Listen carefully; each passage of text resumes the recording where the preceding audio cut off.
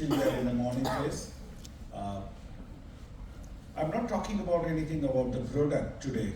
What we are going to talk about or discuss about or going to present is, everybody has in a boiler, everybody's generate the steam.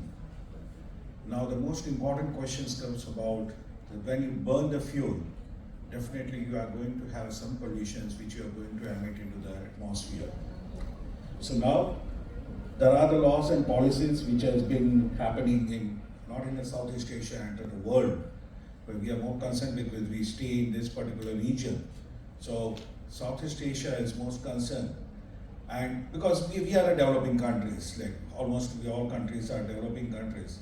So we have a limited scope of experience of how to handle, how to monitor this pollution which is going into the air.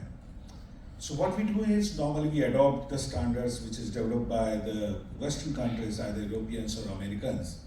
That they are good standards for the testings and for the environment concerns are there. So here the question remains is we straightway adopt or we learn out of that, and what we do is we try to make it suitable for our tropical conditions of our country. So the important part is we adopted the standards. So what happened? We adopted the standards and then we started telling the industries that you have to follow the measurement standards and monitoring equipment to have in a certain testing, monitoring equipment testing as per the certain standards of Europe or America. Now the question comes, when I'll just take 2 minutes just to brief you, then we'll go for other things. The question comes, when I say you have to buy a certain certified product for the emission monitoring, I'll be talking about chimney, I'll be not talking about the boiler here. Boiler is done by all my colleagues here, the earlier speakers, they talk about the boilers. I'll be talking after the burning, the boiler steam is generated, there is a flue gas which is going to come, and that is going to be a pollutant. So there is the sulfur dioxide, nitrogen dioxide, particulate matters, that the dust particles, carbon monoxide. These are all things goes into the air, which are the most concern for the people living around or into the nearby area. So the monitoring of that particular pollutants and to control. So then the controlling system comes and you control and then you release that emission into the air. Now the monitoring equipment plays a very vital role into the entire process. The reason being is, if you don't monitor, neither you can control properly. So you are not aware what is your electrostatic perspirators, back filters, wet scrubbers, which you have kept installed before the emission for the controlling of the pollutants are really working efficiently or not. So the question is, the monitoring equipment has to be a more reliable, validated, which gives you a right information about the emissions, what you emit from your source.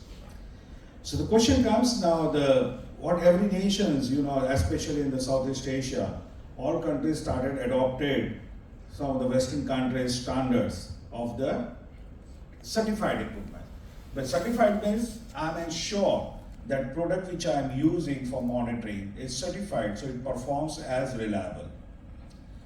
However, there is another aspects of this is, whatever equipment you use, all equipment carries a certain drift. And you need to have a recalibration, retesting as per the standards which is being provided.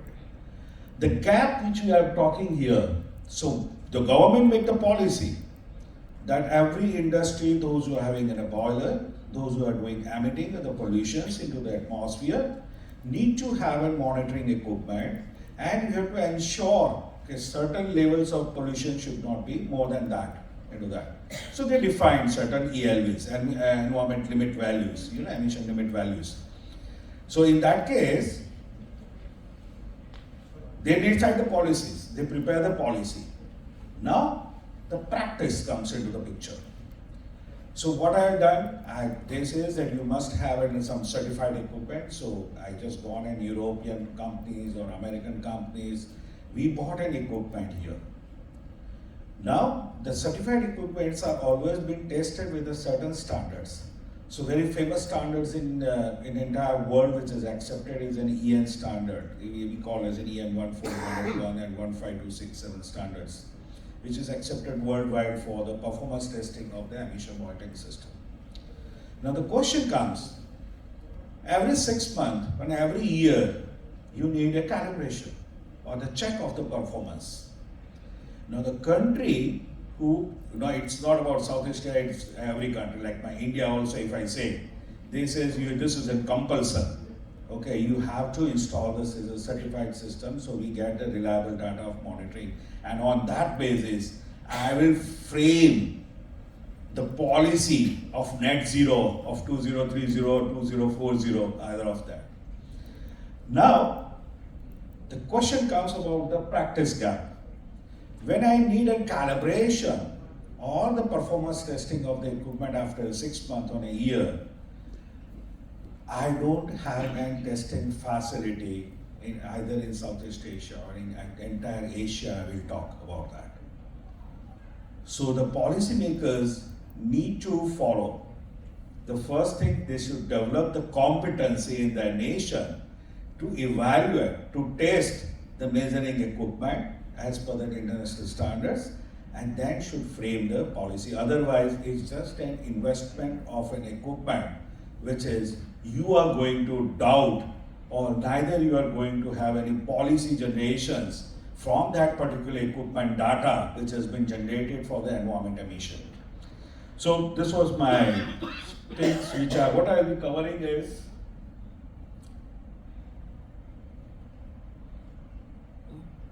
so in the content of discussions where I'll be having this importance thought process, compliance across Southeast Asia, importance of quality and reliability, key standards, quality assurance levels, importance of regular testing, because any measuring equipment, if you are not into the regular testing and performance evaluation, is just like a black box, which is used only for the compliance purpose for the government authorities, to show that I am under the limit.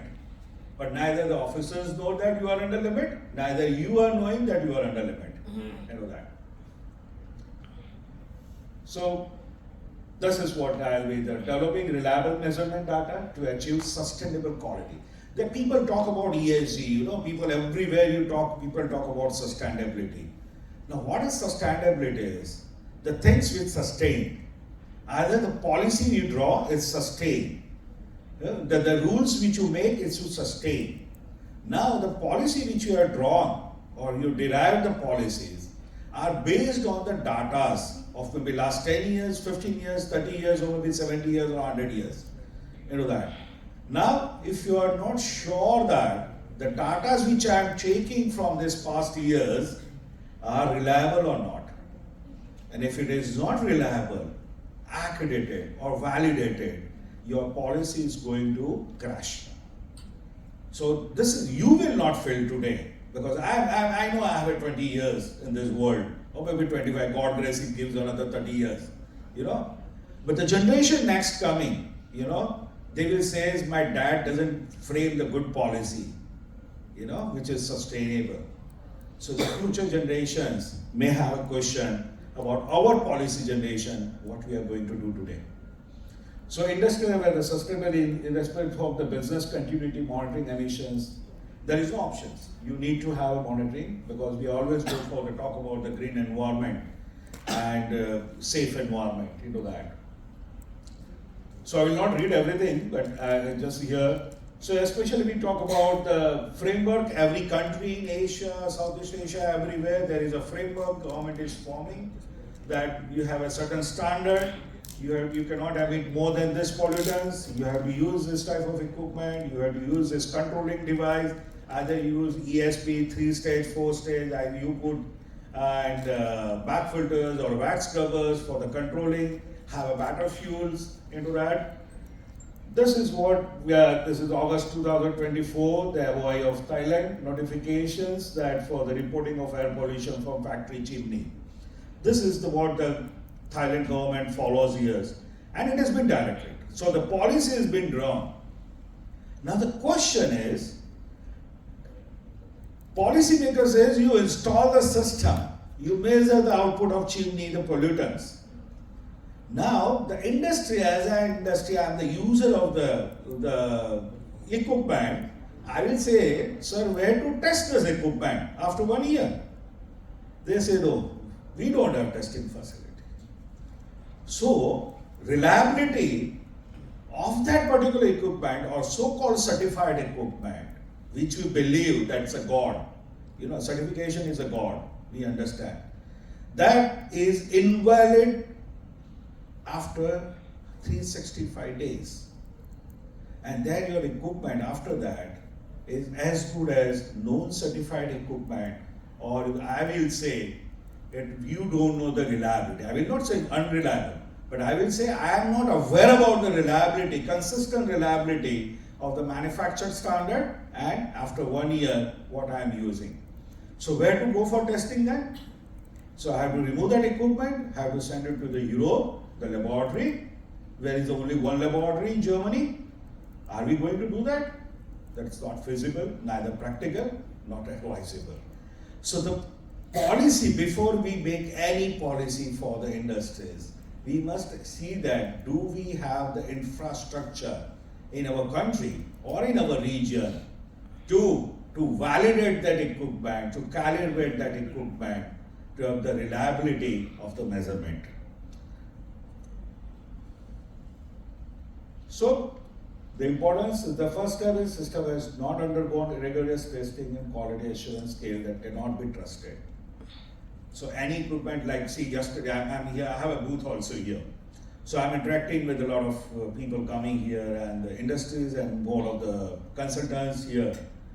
So I say, what is the purpose of asking for the emission monitoring system? One word they say, it's a common word they say, it is required for the compliance. It is not required for the safe green environment of my country. It is not required for by the future generation to have a better air. No. It is required only for the compliance purpose and we need to install. So this is a very serious thing which will not affect, definitely it will affect the entire motto of international theme of the green environment, zero carbon, by 2030 or 2040. This is going to be factored into that. So there is a framework, there is a mandate framework, there is quality assurance level 1. Yeah, so Europeans has done in last 200 years, they have done a lot of research and they have done a testing methodology, which is very rugged testing methodology. We must appreciate their R&Ds, we appreciate their efforts of doing this. But it has to be adopted by us by looking to our tropical conditions into that. So, air quality monitoring, emission compliance and regulatory framework, this is what we discussed.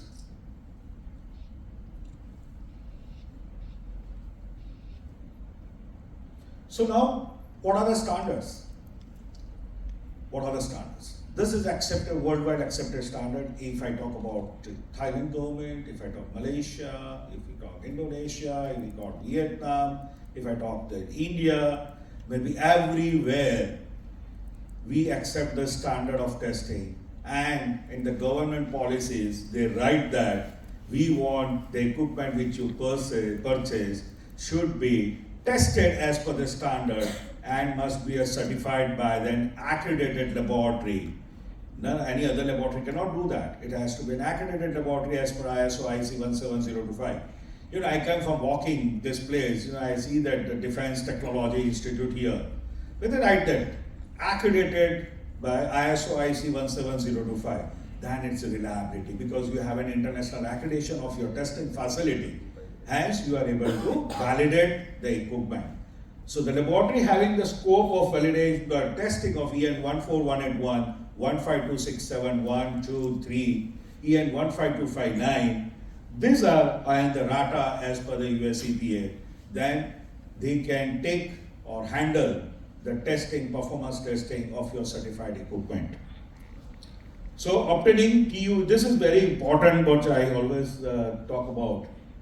This you can Keep it in mind. Obtaining a TUE and AMSAT certificate for your installed CMS system is a significant milestone. Definitely, because you are going to spend a lot of money to have a certified equipment. But the relying solely on this certification is insufficient for ensuring long-term performance and compliance. You bought certified equipment, but relying lifetime on that particular certificate, it is a wrong myth, because every equipment need and calibration, recalibration, validation, performance testing at the periodic time, which I won't say the standard on which the equipment is certified, that standard says into that. We'll come on to that picture.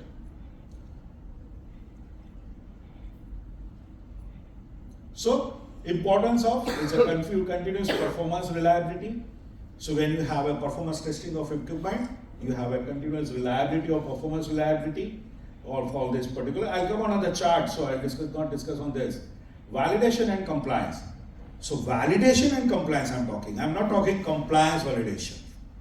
There is a difference between that. Compliance validation means pollution board officer came to us, we say this is a certified product, your readings are under label, so you are okay.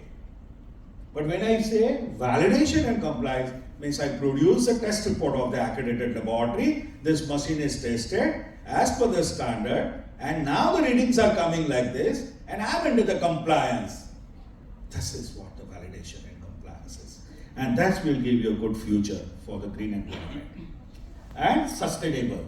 So when I do regular monitoring, regular testing, so your downtime goes down. Second thing, your before process, like your process of pollution reduction, pollution control monitoring, means ESPs or bag filters and all this, you can have a better preventive maintenance on that part. I asked few people, what is the certification or the testing method you have for electrostatic respirator, which you may be spending around 1.5 or 2 CR, or 5 INR, I'll be talking INR, I'm from India, okay? He said, no, nothing. But if you have a right monitoring equipment fitted into your chimney for the dust monitoring, probably you can reversely check the performance of your ESP, which is going to save money for you. How? Because you can set your frequency of as per required, and you can save the electrical. So this is an entire chain, subject to we follow that.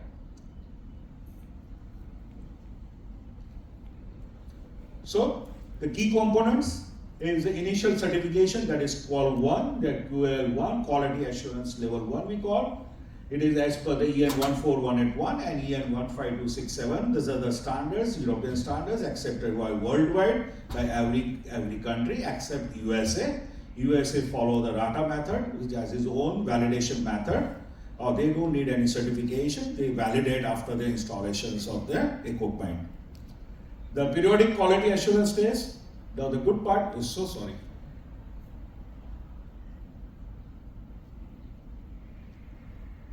Okay, here, so the periodic quality is call 2, which has to be conducted every 5 years from the date of certification of your product. Now, who can conduct this? I'll come to that point. Annual surveillance test, every year you have to perform the AST of your installed CMS system. Who can perform that? I'll come to that point next. And the relative accuracy, this is the RATA, which has to be after the installation. Especially when you install the equipment in the US, this has to be followed. They don't work on EN standard, they work on the RATA standards. And they have the 40 CFR 266, Appendix 1. These are the sections. They are the methods which they conduct the test. So, it ensures the quality and reliability. It's standardized testing equipment, drift and linearity check, and is a systematic assessment and verification. It's not like that, oh, I've seen the equipment, I use a gas cylinder of a standard gas cylinder, I apply that, and it shows 50 is 50, everything is fine. No. This is not the method, because you are not sure about the validation of the gas cylinder gas, which is certified gas, is valid or not.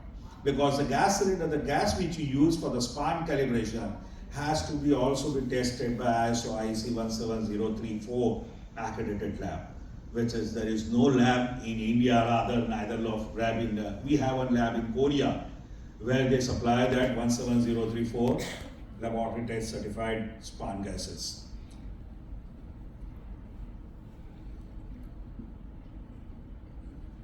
So this is the methodology, how the call one has been taken. So there are three aspects. The 15267-1 is that you cannot have it as a dealers, you can't get certification. So but I thought I'll take one X company from Japan or X company from Europe. I'll get the equipment and I apply for certification and my product gets certified. No, that is the wrong thing which is currently happening in India. Sorry to say that. But this is what exactly is happening in certain developing countries. Just to fasten up that we want to show something, that we are doing something good for the pollutions and making the policy decisions, you end up doing in a wrong thing. The one says your manufacturing process SOP has to be audited as QMS as per 9001, and that particular place has to be a part of the generation of that equipment. You cannot have that. So 12.2 is the certain features of the equipment where you have a locking, safety, certain aspects of that. If it is available, then only it goes for the actual performance test as per the -3 into the laboratory for that. And it is accepted for the laboratory test. Otherwise, no. Then in that laboratory test, then you have a field test. Now laboratory test takes around 30 days to 40 days, depending on the load of the laboratory. And the field test is a mandatory that two identical system, a complete CMS, not only analyzer. Take out that myth. It is a complete system including probe, tube, sample handling system, analyzer, controllers, displays, monitors, your software and your data transmission device. Everything has to be identical, installed, two identical systems installed in the one chimney, and it should be tested, performance test for 90 days. And has to fall under the standards or criteria. Now, there are types of QL. Now, this is very important. You can take photograph after the thing, because this is very important if you are a part of the boiler industry, you are part of the environment field business.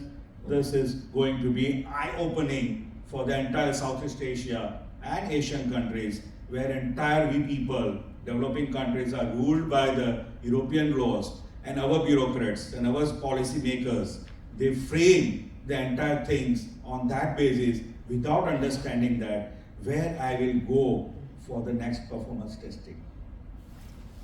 This is what is the most important. Now when to be done?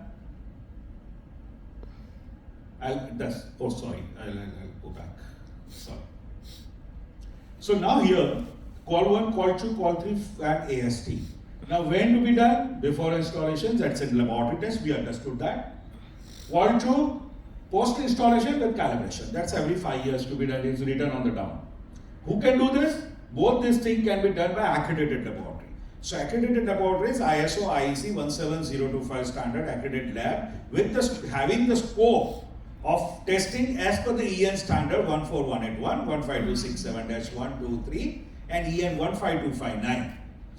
All the standards he should have into the scope of accreditation, then only he can perform this test.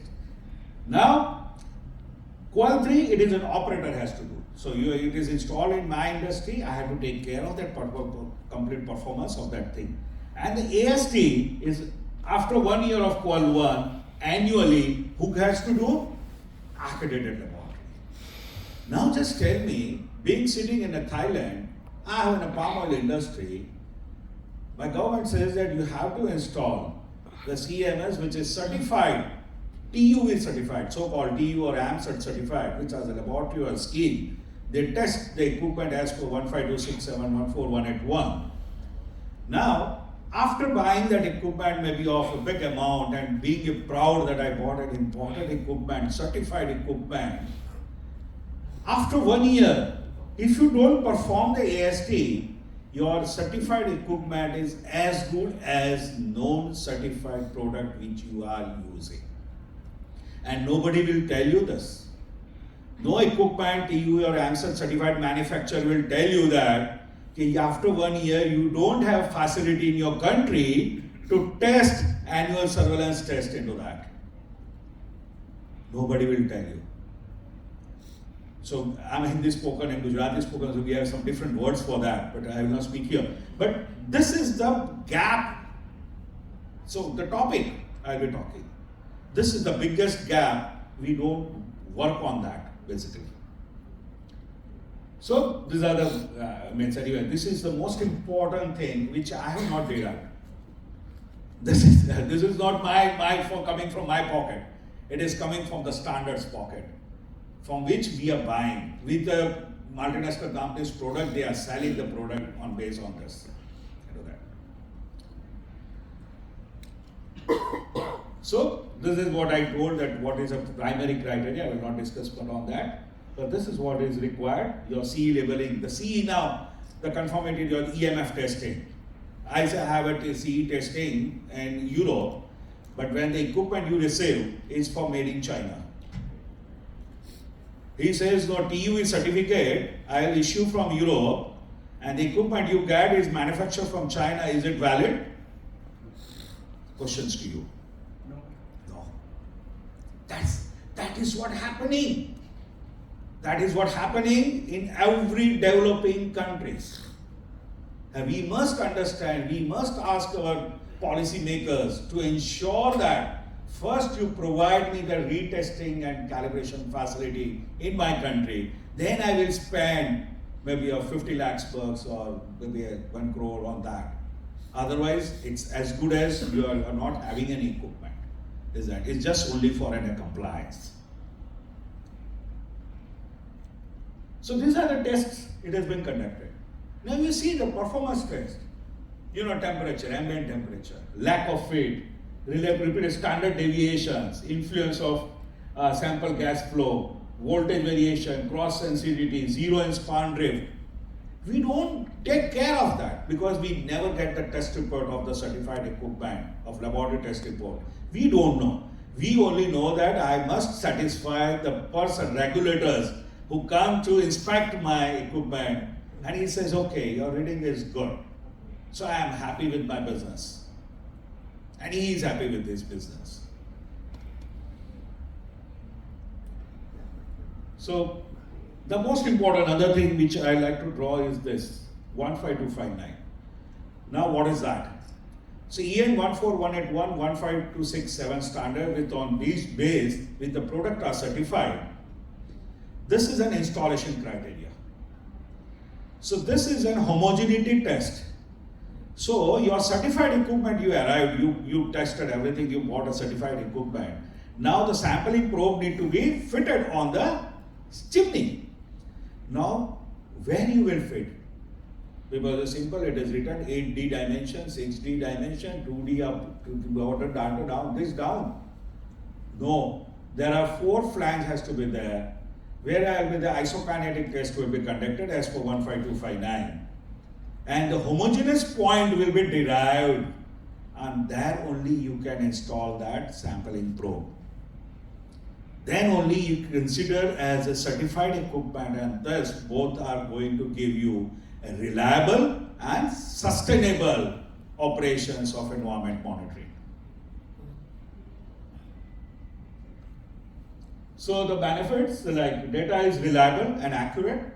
And I'll give you a small example of India. I'm an Indian, I'm a nationalist. But certain things I raise a voice for every policy makers.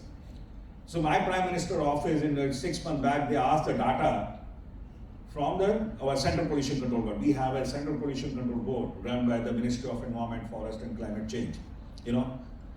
Say, what we can do, the data which we have since 10 years. In India, we have an emission monitoring data straight will go to the cloud server on real-time basis, 24/7, 365 days. And Pollution Board says, sir, the data are not reliable. So we cannot use for the policy generations. Why? You told that you install TUV and AMSAT certified product. So industry installed, industry spent a huge money. You are taking the data and today you are saying that data are not reliable. Why? The questions comes here. we must think of that, the policy, the gap between the practice and policy. We create policies, but we doesn't see that where my industry will go to create that practice or good practice. My intention is there to create a good practice, but I don't have the resources. I don't have the infrastructure developed for that. So the efficiency of the process, definitely, as I show, the ESP efficiency or wax cover efficiency or dust filter bag efficiency can be improved. You can save money out of this installation of the right equipment. Legal compliance, obviously, that is what people do. This is the data. In the US, as I told, they go with the relative accuracy test audits after the installation of the equipment. They perform this test as per the federal regulations, Title 40/75. And this is what they don't believe in certification. They go more after installation, they do the validations. So these are the things which they go of testing. So currently there are 2 facilities in the world. Maybe 6 months back there was a 3 facility in the world to get tested. So if you are an equipment, if you have bought an equipment, certified equipment, you want to get AST, annual surveillance test, or coil 2. The one is in Germany, TU Relent. Those who have a scope for coil 1, 14181, 15267-3. There is a laboratory which is near a neighboring country, is in TCQ Labs Private Limited. Those who also have for the 15269 and RATA of US EPA. So now just think, tomorrow when the Thailand industry will buy the certified equipment, either he has to use for AST, he has to go somewhere, no? Either this place or that place, whichever is cheaper for him. And the breakdown period. Or you have to call them, the laboratory. Or you can call Germans to come at your place and do that call AST. Or you can call Indians to come at your place and perform the AST. So whichever is, so you must, when you buy the equipment, you must see that you have that cost center available there. So this is what, like, India has a first Qual 1 AMSAT certification for the product. So thank you so much. I hope I was being able to justify the policy and practice gap in Southeast Asia country and our nearby neighboring countries and all the developing countries where we are talking. We need Mercedes, but we don't have a service center. We don't follow that. So this is the most important. I don't know if there are policymakers are there here or not, but I'm sure if the recording is there, you can publish on that. We can discuss on that. Probably you must have taken some photographs. You must discuss. It is good for the saving the money of any country. It is not that because you are going to use a forex, and that can be, and that also after 6 months or a year, there's no validity. Thank you so much for giving this opportunity to present the gap of the practice and the policy of the environment monitoring equipment in the Southeast Asia region. Thank you so much. If any questions, I'm ready to answer.